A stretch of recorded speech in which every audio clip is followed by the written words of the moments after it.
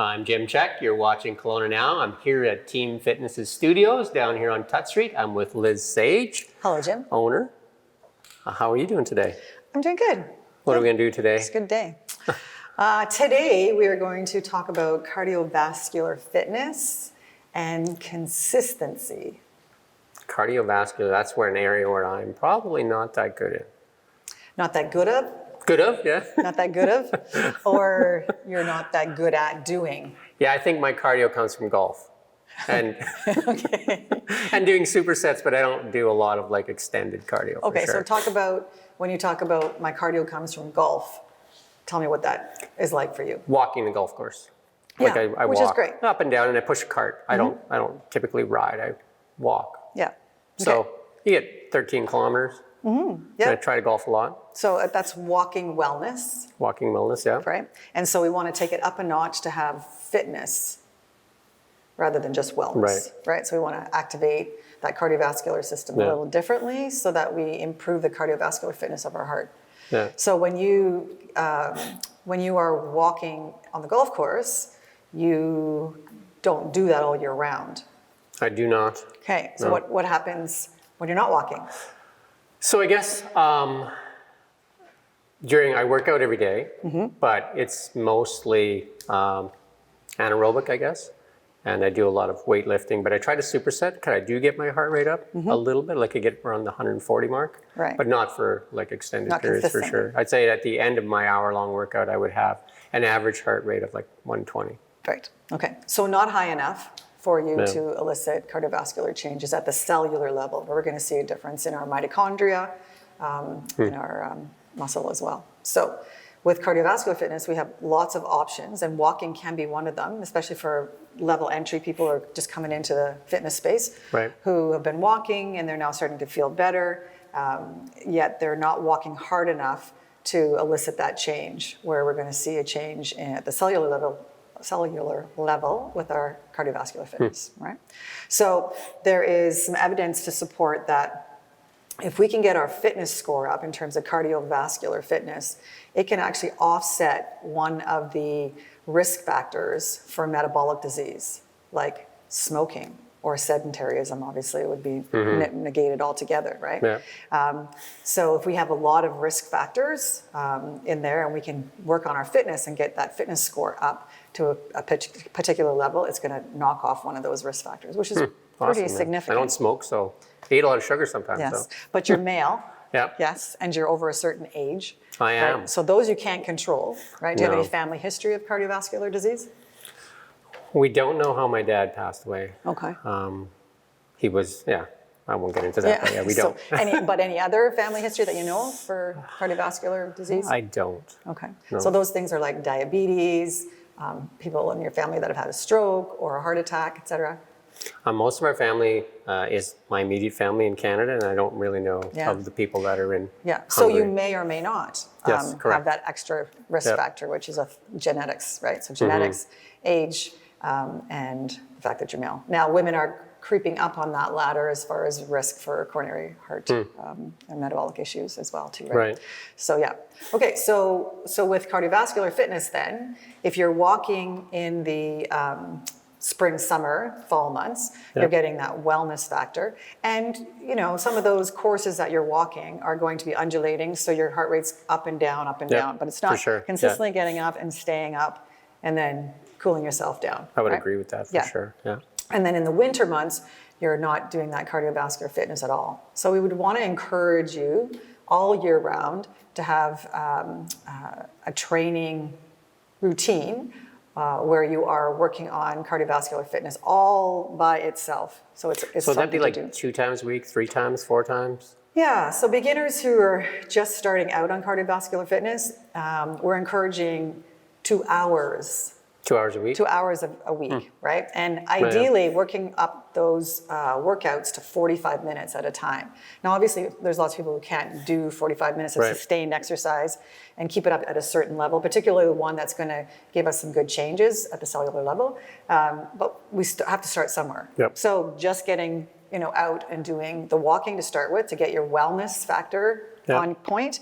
And then once you start to feel like, I'm kind of getting up that scale of walking longer, walking a little faster. Then we want to bump up that cardiovascular fitness to a point where we're in what we call zone 2. So zone 1 would be your wellness. Okay. You're walking, it's not doing you any harm Right. at all. In fact, it's good for you. Yeah. It's just not good enough to change our fitness score. Would the workouts that I do every day, like the hour and 20 minutes, would that be a zone 1 too then?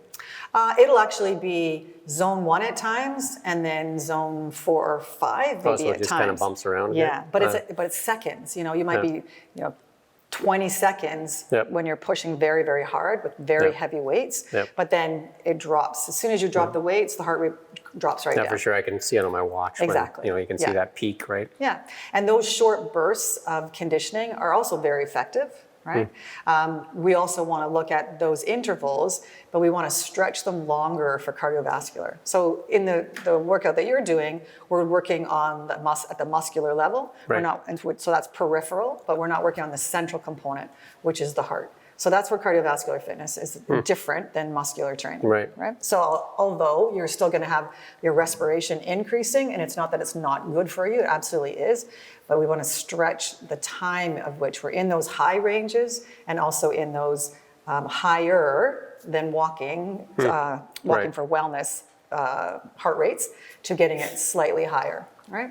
Right. So what we call a zone 2 is getting our heart rate up high enough that we're able to elicit those training responses for the heart. Yep. And there's lots of debates over, what is the actual heart rates or percentage of, and so on and so forth. Yep. And what we're trying to do in zone 2 is we're trying to get our heart rate up high enough whereby we are able to be able to get almost to the lactate threshold, where we're producing lactate, which is actually what stops us from Right. going Kinda like further. that burn kind of thing, yeah. So we don't want to get to that point. We want to get high enough, almost to it, where we can still flush any small amounts of lactate out in Right. that zone, all right? But not so high that we start to accumulate lactate, and eventually we're not able to continue the exercise. So it's a fine line. Right. And a really easy way for us to kind of get there without using a lactate meter to measure our lactate in our blood, which the average person's not going to do.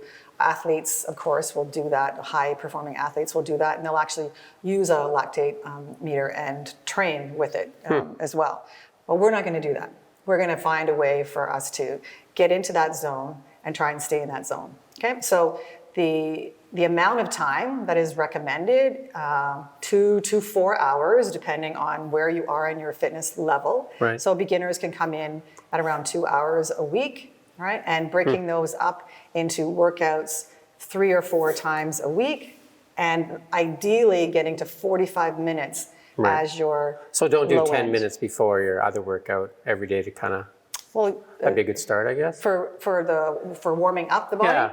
Yeah, I mean certainly probably more like 20 minutes. Oh, okay. Try to get into that 20-minute to start Right. with, and then building from 20 to 25, up, and trying to get into that 45-minute. So the 45-minute is the ultimate goal. Okay. However, it doesn't mean that you're not going to get gains in a shorter periods. shorter period of time. Yeah. Okay. Cool. So as we pedal, and you can choose any mode of training whatsoever. You can use a treadmill. You can use Watch a my bike. heart rate too. Yes. It's at You can- 70. You can use a rower. You could walk. You'd have to be walking pretty fast unless you were very level entry and very deconditioned. But Right. walking for some people will be enough if they walk fast enough to Right. get their heart rate up, right? Yeah. So we're going to get your heart rate to a point where we'll see the changes in how your respiration response is Right. in terms of a talk test. So that's what we're actually going to use Right. to see whether you're in the right zone or not. Okay. Okay. So set yourself up, get some tension on that bike. How do I do that? This I'll thing? just push this guy up. Yeah. Oh, Jim is wow. Jim is new to the bike. The bike 98. the bike is actually a really great training mode for all kinds of reasons. I feel it in my quads already. Yeah, we'll put it back a little bit. So you dial it in. So Okay. and you made a good point. So we don't want the muscles to fail before the heart fails, okay. right? So again, we're working central components, so our cardio in the heart and our leg So muscles. don't fail the legs Yeah, first. so we want a high revolution, right? With a lighter tension, but enough to start getting the heart rate up. Okay? 108. Let's keep her going, right? So while Jim is looking at his watch for his heart rate, not everybody is going to have a heart rate monitor and or a watch on their wrist. So paddle faster. So we want to be able to look at our perceived exertion. So our perception of how hard we're working, right? Right. And so as you talk to me and recite the alphabet and tell me a story, we know I can feel it already. Yes, but you know that you're not feeling it in your legs anymore as much. You're feeling it more. A little bit, not so respiration? much. I mean, my legs are fine. Yeah, okay. But I definitely am feeling it. In your respiration. Yeah. For okay. sure. Okay. All right. So the goal here is to build that heart rate up, or build the perception of exertion up, so that you are able to feel winded, but not so winded that we couldn't carry on a conversation, right? But in our conversation, if I were on the phone with you, I would know that you were exercising. You would know right? something was going on. I would know you were exercising, yes. Yeah. But we don't want to be gasping for breath and as we talk, all right? So Right. you want to be able to talk, but you don't really feel like it. Like No, you're you working, don't. You feel You like wanna conserve. you're working hard enough. You're working hard enough that you could, not so hard that you could talk, but not hard enough that you are gasping Right. for breath, right? And so we don't want it to be too easy. We don't want it to be too hard. Okay. So while we can definitely scientifically look at parameters, around lactate in your blood, we could have a heart rate monitor on, and we could figure out eventually what your threshold would be for your particular heart rate. We're just going to use perception of exertion. Okay. So we want to be able to carry on a conversation, but we do not want to be able to sing. Sing? Right? I don't think anybody wants to hear me sing. You don't want to be able to sing. So it can't be that easy, right? So it has to be hard enough that we can't sing. All right? So if you can sing, you're not working hard enough. And if you can't talk, you're working too hard. Okay. Right? So two different zones. Right. So zone 2. So now we can hear you're a little bit getting higher in the respiration. Yep. Okay. But you can still carry a conversation. You So bet. say something to me so I can hear exactly how your respiration is. Well, I'm riding this bike, Yes. and definitely I know this is what I need to work on. Because it's definitely harder than it looks, Right. Okay. especially when you don't do it, right? Yeah, and so the goal is to actually keep you on the bike. Can you imagine being on this at this particular pace with this particular heart respiration and heartbeat Right. for 45 minutes solid? Oh, I think I'd be laying on the floor. Okay, so then you got to take it down a notch. Okay, so you can actually judge a little bit for yourself because we need to pace you as well. Oh, okay. So we you got to don't wanna- ride so that we can continue to ride. That's right. So we don't want to burn you out in the first few minutes. So typically we'd warm up for 5 or 10 minutes, right? And just get the blood through the body, flush the joints out a bit. And then we would start to pick up the pace a little bit. And then we want to try and sustain that same pace for a period of time. Okay? Building up to 45 minutes in total and doing that 3 or 4 times a week. Because what I think I used to do, because I don't know, is get on a bike and pedal till my quads burn, Right? then I'd stop. Exactly. And how long did that usually get you? Oh, 2 or 3 minutes. 2 or 3 minutes? Well, I just crank it up, right? Right.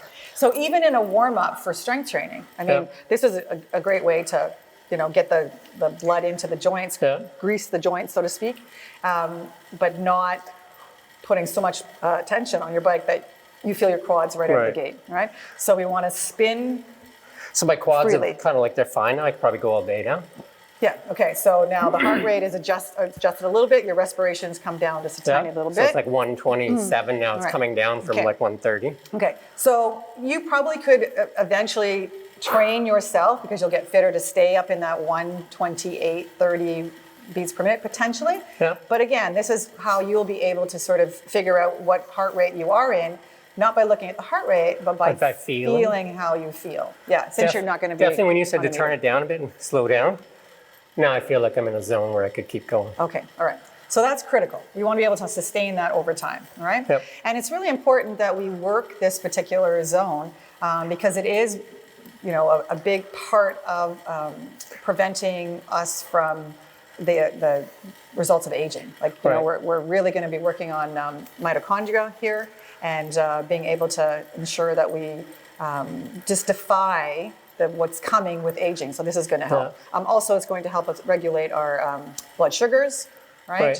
And that's always important in terms of the stress on our pancreas and insulin, which is a huge challenge these days with all the risk of type 2 diabetes that's happening in our society, right? I must admit, the age I'm at, that I never figured out how to do cardio till today. Do you know what I mean? Like, because I would get on a bike Yeah. and I would ride for 2 minutes. My quads would be on fire. I'd be done. Yeah. And again, it doesn't have to be on a bike, but a bike is great because there are a couple of things. You're not supporting your body weight, right? So you're not upright and impactful. So, so running is a little more impactful, particularly as we age. Okay, you can do it anywhere. So a stationary bike can go anywhere. And also with a stationary bike versus being out on the road, not that I'm not an advocate for being outside because I love to ride outside. I'm an avid mountain biker. Yet when we do our zone 2 training, having a stationary bike or rower or elliptical or treadmill, we can keep tabs on our tension. We can keep tabs on the intensity, right? Because we can control everything. Whereas like when you're golfing and you're walking the course, uphill, downhill, over here, down there, right? Well, the same is true if you're biking and running outside, okay, or walking outside. So this is the nice thing about a stationary bike. The disadvantages of it maybe is not as exciting. It's a little boring. It's a little hard on the butt, right? You're not up and down off the seat. Especially if you never ride a bike. Exactly. But you can get some shanty shorts and some things that can accommodate you there, right? So you can feel that heart rate, you can still carry on a conversation, and we don't want to get to the point where It's kind of relaxing. We're really relaxing. And that's one of the other things too, is that if we can keep the same cadence, right, the same revolutions as we're going along, and sometimes bikes will have that on, on the monitors as well. Exactly, yeah.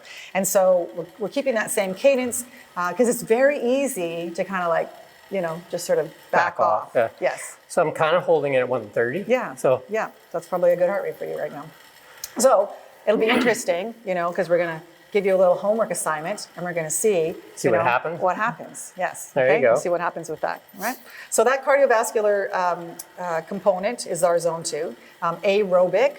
You referenced anaerobic when you were talking about strength training, which is short and high heart rate. Bursty. Yes, and typically, less than 1 minute. So we have the aerobic zone for zone 2, which stretches a longer period of time. And there's literature to support that it's not as effective. The 45 minutes is much more effective to improve our cardiovascular fitness for this particular zone 2 than just doing many more bouts of 20-minute zone 2s, right? So we want to challenge the body to go a little bit longer and longer till we kind of hit the 45-minute peak. You could do more, but 45 minutes is kind of a good place to start. Because time is also another issue that people run into. Yep.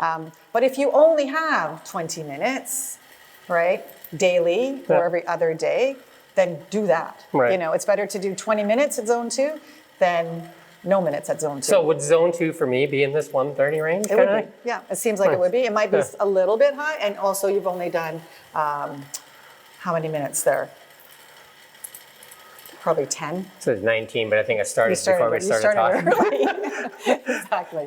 Yeah. Probably like 12 so you haven't been or on here a long time, all right? So knowing that you would ideally be doing 45, but because you're just starting out, I would encourage you to shoot for maybe 20 I feel pretty to good 30. though. I think I could go. Yeah.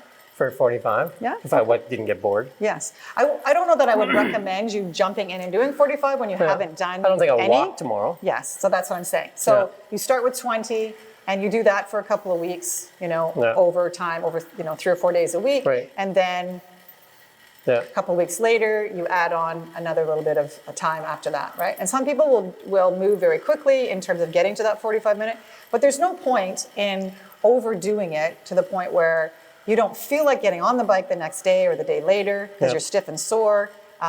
Your butt's sore from sitting on the bike. Sore for sure. Yeah, or any particular cardiovascular piece of equipment.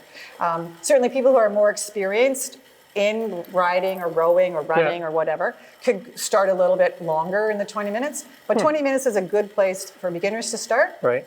And then tacking on time thereafter. Could you mix this up like this and then a rower? Absolutely. To kind of keep yourself from getting? Absolutely, yeah. The key thing is to not let your heart rate drop in between. Oh, so it's okay. literally So you gotta run over jump there? from one to jump to the other. Yeah, you don't want to take a lot of time off, right? Okay. It can come down slightly, but the goal again is sustaining our heart rate over time. That's why runners kind of run in place when they're waiting for a light? Yeah. I thought they were just crazy. run in place. They don't want their heart to come down, definitely. And also sometimes they're cold. Also sometimes usually they just get stiff from standing around, so it just keeps them limber. You can see them jumping on the spot, any one of those things. All right. So again, the mode of participation does not matter. What matters is that you're getting your heart rate up into that particular perception of exertion, and you're maintaining it there over time. So not having the undulating up and down like we do for interval training, which is important in of itself, right? But the that zone 2, we're keeping it across the board. So that's going to, again, help us with insulin. It's going to help us with our mitochondria. It's also going to potentially lose body fat for people who are considering fat loss for their own wellness, right? So as we get up and we sustain, we're burning calories, and in burning calories, we're going to have fat loss because of that. So Yeah, but you got to ride the bike for like 3 hours for a donut. you said that once, I remember that. Exactly.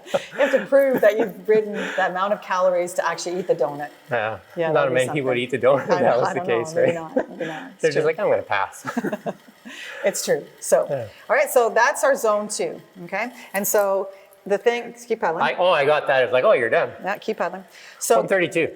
yes, and so, you know, the whole thing about exercise, whether it's cardiovascular or strength training, as we spoke of before, the critical thing here is trying to be consistent, right? And that's part of today's theme is how do we be consistent, and that's more important than crushing it once in a while. So if you show up average, right, and do your average workout, consistently, 3-4 days a week. You are going to see these organic changes and results, right? Your fitness is going to improve. You're going to lose body fat if that's your intentions. You're going to be stronger. You're going to be more capable. You're going to feel so much better, right? So how do we actually become consistent, right? Big question. Big question. Habit for sure, right? Like you have to want to do it for the first, I would say for myself, like force yourself for the first 14 days. Yeah. And then remind yourself for the next 14. And then maybe you could start putting it into your habits. Well, the first thing we want to do is we want to decide where could it possibly even fit, right? And then we have to discipline ourselves to be able to keep that window of opportunity that we've scheduled in. If it's not scheduled, it's not going to happen. Okay, so that's one of the things that we can do for consistency. Because I know with my workouts, it's 5 a.m. every day. Yeah, but it's scheduled. That's easy, right? Right? Yeah. It's scheduled. But it's not easy for some people. Right. For 5 a.m. For you, you have figured out when is it possible for this to happen and stay happening. Yep. Right? So for you, that works for you. I've got a lock on that. Yeah, you do. Yeah. But that's become a lifestyle now. But at one time, you just getting, did you always get up at the crack of dawn? Is that your I always got up early, but not this early probably. All right. So the first thing is you got to adjust yourself to getting up early. Yeah. So let's say we're gonna make it in the morning. We're gonna make it before our day of work or kids or whatever it is that's out there that's taking our day away. Yep. That's going to interrupt a workout potentially if it's not scheduled, right? And we just decide, I'm going to work out today. Sometime. Right. We actually think, okay, I'm going to start working out, in the morning before the family gets up or before I go to work, right? So that's the first thought in terms of starting a consistent plan and making it a habit. Because you hit it on the nail. Like it's got to be habitual, but it's also got to be lifestyle habitual. You right? got to make it so you're not forcing yourself all the time. That's right. Yeah. It's the first little while for sure. But some people aren't even getting up early enough to have it happen. Make the habit happen. So the first thing is start getting up earlier. Yep. Not even working out, not even doing your cardio, just getting up earlier, start your day earlier, which means then you go to bed a little bit earlier, and you consistently all of a sudden now have this, 1 hour potentially or 45 minutes even before the day starts, before it used to start. Right. Okay, and you've adapted to that, so it's now virtually a habit of getting up earlier. Yeah. So that's the first step. Do you want to separate the aerobic from the anaerobic? Like, is there a gap of time?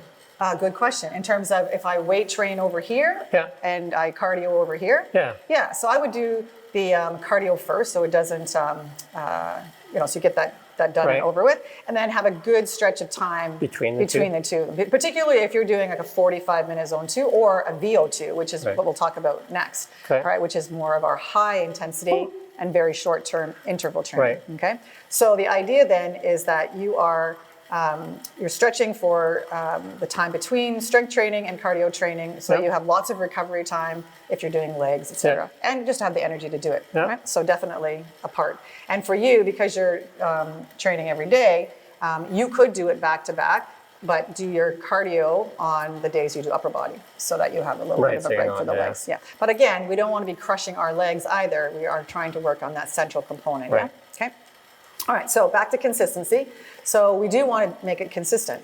The other thing is we want to be consistent to not only the schedule, but to whatever the program is that we've decided to do. So to try to be held accountable somehow. So if that's working, with a buddy, or working with a trainer, or working with an app that's helping you track and keep accountability, all of those things are terrific to keep you on task, right? Yeah. And doing that and being consistent over time is what's going to give us the results. So show up average. You don't have to come out and just crush a 45-minute workout. You start with 20 minutes, build to 30, and so on and so forth. Sprinkler system's kicked in. There you go. Okay. You're okay though? I'm okay. All right, good. Okay, so if we're not consistent, then we're going to have start, stop, start, stop. Okay. Right. Are you even going to have the changes that go on cellularly? Not likely, right? And there's more risk to injury when you're starting and stopping all the time. So that's the whole idea behind just coming in and just being average, but showing up consistently. Maybe you only consistently do 2 days a week, right? And then that organically gets to place. It certainly would, That organically, is now shifted, and you have this, habit, but also schedule.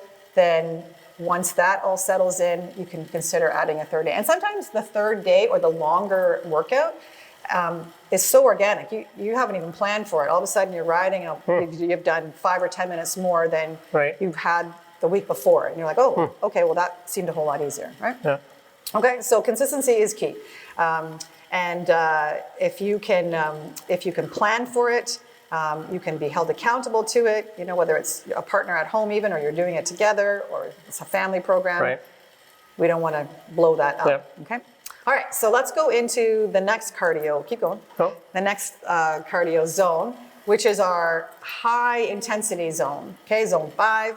And this is where we're working on our VO2, the maximum oxygen. This is where we die and fall off the bike? You're not going to die and fall off, okay? Because you're going to work hard for a period of time, but then you're going to recover, right? And really let that intensity off, okay? Right. So we're going to take your heart rate up now to the place where you cannot talk, you do not want to talk, and you certainly can't sing, all right? So these particular zones, again. No, so I'm backing up to kind of like build some energy. Yeah, I see that.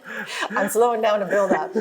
So this zone we'll work in intervals. We have to, because you can't sustain a high intensity for a great deal of time, all right? Yeah. And the fitter you are, the longer you can keep a higher intensity, obviously. Yeah. So same as when we started off with zone 2, we want to start with shorter intervals, but still a high intensity. So we want to go as hard as we can without blowing up ourselves, and maybe start out with 1 minute, all right? Yep. And whatever 1 minute's a long time.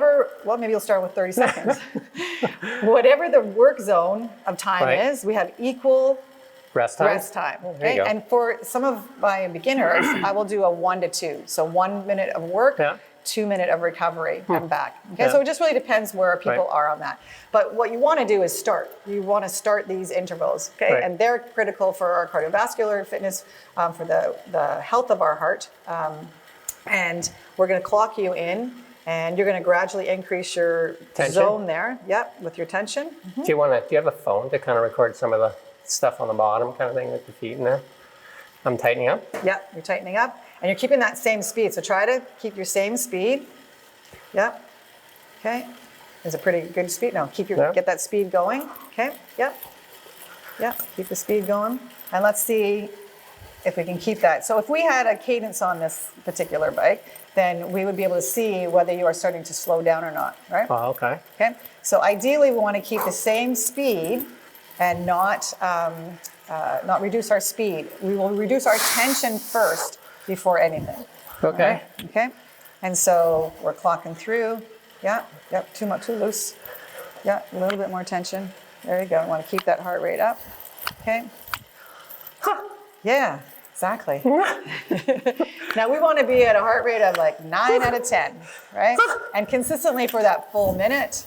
Yeah. So a lot of work there, right? Okay. Yep. And now we're going to back off. Okay. And so we take the tension all the way down and we spin freely now for a minute. And you'll be surprised what happens in a minute of recovery, right? So 150. yeah. So if you I think were, even got higher. yes, you could have. Yeah. But this is a trial run. I don't want to blow you. I don't want to blow you up. Okay. So in this heart rate, then we are we're at that high zone. We're going to do intervals because again, you couldn't keep that up for a major length of time. Right. But we want to be able to build up our conditioning so that 1 minute turns into 2 to 2, and 2 minutes turns into 3 to 3. Okay. Right. And then the ideal zone for zone 5 is These are like these 4 spin minutes. sessions, right? Spin sessions? Well, yeah, they can be, but often the spin sessions don't last 4 okay. minutes at that high heart rate. It takes conditioning to get there, right? This is not for the Okay. faint of heart. And that's why everybody can do this because they're going to be at their particular high end of their heart rate, right? So you want to make sure you check with your doctor, but you want to make sure that you are, again, getting into that high heart rate and having ample, equal recovery thereafter, okay? So what did that feel like? You certainly couldn't sing. Well, or talk. Yeah. My voice got really high. It did get really high. Yes. Yeah. But did you notice there too that as you started to pedal, you could feel your legs. You could feel your legs a lot in that resistance, For right? sure, the burn in the quads is there. Okay. So we also want to be watching that. While yes, when you're in high intensity, you are going to recruit your quad muscles and you are going to feel muscularity. Yeah. You do want to try to keep that spin high. Yeah. So if you can keep the same consistent spin and then adjust your Tension, just work on the tension. accordingly. Yeah. Just so that you can try to sustain that same particular heart rate. Right. Okay. So we're watching that heart rate come down. Now, because we were doing 1 minute on, we're going to do 1 minute off, and now we're going to go back up again. So we're going to do a second minute. So pump it up a bit, and let's take it up. And we get into that heart rate. So a nice fast spin. Yeah, perfect, good, okay. And then you want to make sure that you are feeling that heart rate get up. And so You can probably see it climbing. it's starting to climb, but your tension probably needs to be a little higher, just a teeny bit higher, yeah. It's like good. a torture chamber. You know what I watching feel you. all the time? It's my butt. Yes, well, I should have warned you to wear the chamois today, Right. but yes. Yeah, we could have put you on the rower too. Oh, that's fine. So, yeah. We're here now. We are here, yes. Okay, how's that feeling? Keep your pedaling going. Okay, you're not working as hard. It's actually better than last time. That's because you're not working as hard. Oh, well, there you go. Okay, get it up there. Yes, and that's the other thing is that this takes discipline to stay up in that heart rate. You really have to be paying attention, and that's why often too,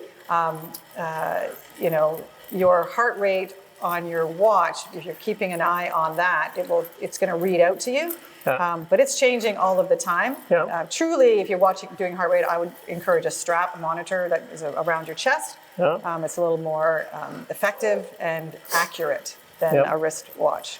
But this is a generalized, can give us some idea as well. Okay. Whew, saved by your customer. Yeah. Keep it going. Keep it going. Yeah. Okay. And relax. Okay. All right. Okay. Just easy pedal so you can flush those legs. Okay.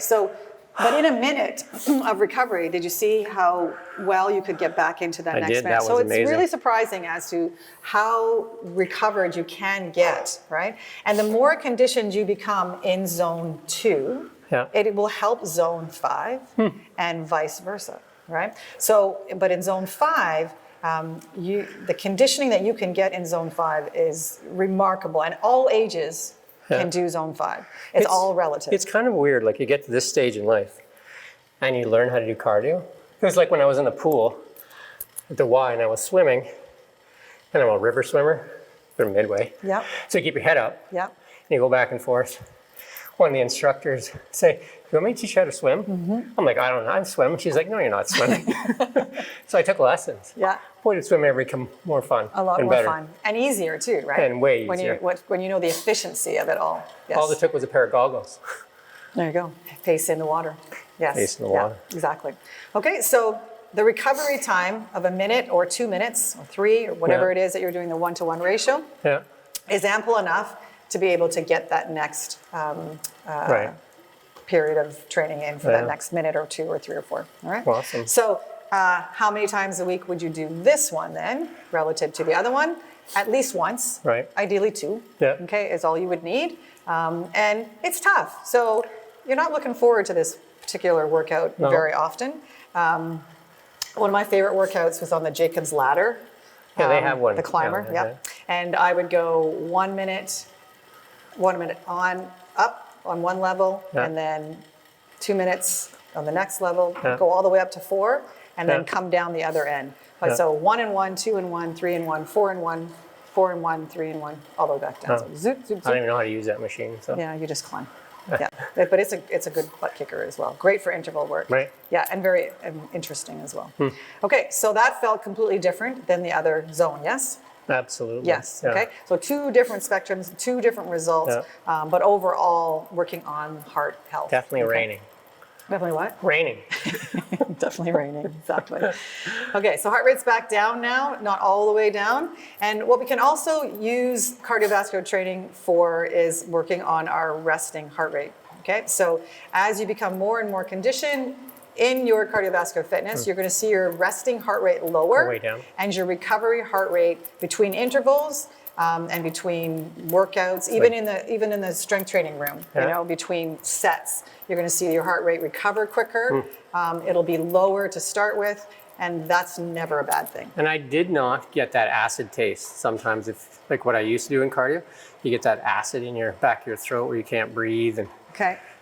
hard. You know what I mean? Yeah. Like, So, like when you're running in cold, you get that burning. no, just like where you, maybe I shouldn't say acid, but just like where it's so sharp, like you can't even breathe anymore. The air. Yeah. But the air. Yeah. Okay. That means you're working too hard, right? Yeah. You're working with, and although your zone 5 training, you are getting up there. Like if you know, if you went a little bit higher, you'd be closer to the zone 5. You're probably like more zone 4, right? So, but again, these are short-lived intervals. Like they're not super long, and they are, you know, in par with your recovery heart rate, or recovery period. Okay, how's that? Okay, so you're on there for 37 minutes. Okay. Sitting on the bike at least for that long. Yeah. Okay. Butt's so gonna feel it tomorrow. 2 different zones. You will feel it tomorrow. Yeah. All right. So what did you learn from this little bout? I think so much, just how to do cardio properly. Do you know what I mean? Like, because realistically, cardio for me, I have tried it sometimes because I thought, you know, I need to do it, but I would do 3 or 4 minutes and say, just too hard, and I just like go weight training. I figure, well, weight training is good enough, right? Because I just give up on the cardio. So the key thing I heard there was I'm working too hard that I don't want to keep going. Right? Yeah, like it was painful. Yeah, and that's not what's necessary. So in the intervals, yes, it's short pain recovery, short pain recovery. Okay, but in the zone 2, you know, you're getting it up there and you're keeping it up there, and so you should be able to keep consistently at it. And again, it's all relative to where you're starting out in your fitness level. I was doing it more like I was doing like a leg press or something where I was going to failure.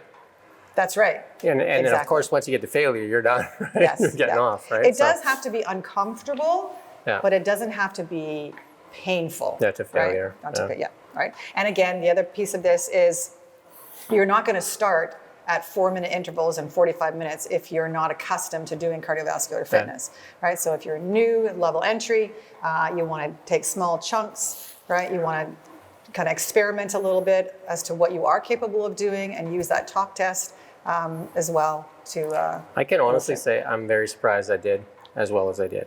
Yeah. Like your legs are also strong. I think I told you last time, I thought like I wouldn't make it 2 minutes. Yeah. So. Yeah. Now, in the wrong gear, you won't make it 2 minutes. No, right? For sure. That's what I'm saying. I would have done if you would have just told me to get on the bike and do it, I would have been done in 2 minutes. I would have been done in 2 minutes and laying on some mat over here. That's right. Exactly. Right? Okay. So now, you know, your homework is to do 1 cardio workout a week to add it into your program and Sounds see. fair. So let's see if you can try to pull off that 45 What if I one? did my workout at 5 and I just like on the weekend and I did my first one like at the end of the day, like 4 or 5 o'clock? Is that enough of a gap? You actually, you could do your strength training right after your cardio. As long as it's not your low, like don't hammer your lower body. So maybe on those days, okay. Stay off of the legs. Okay. So you could put them together. Okay. If it's not a time factor, it's on the weekend, then you're good to roll, right? Yeah, absolutely. Yeah. All right. And then consistency. So showing up consistently average far outweighs crushing it once in a while. Right. All right? Like it. Okay, good. Thank you, Liz. You're welcome, Jim. And thank you for watching Kelowna Now. Now I'm going to go rest somewhere. That's right.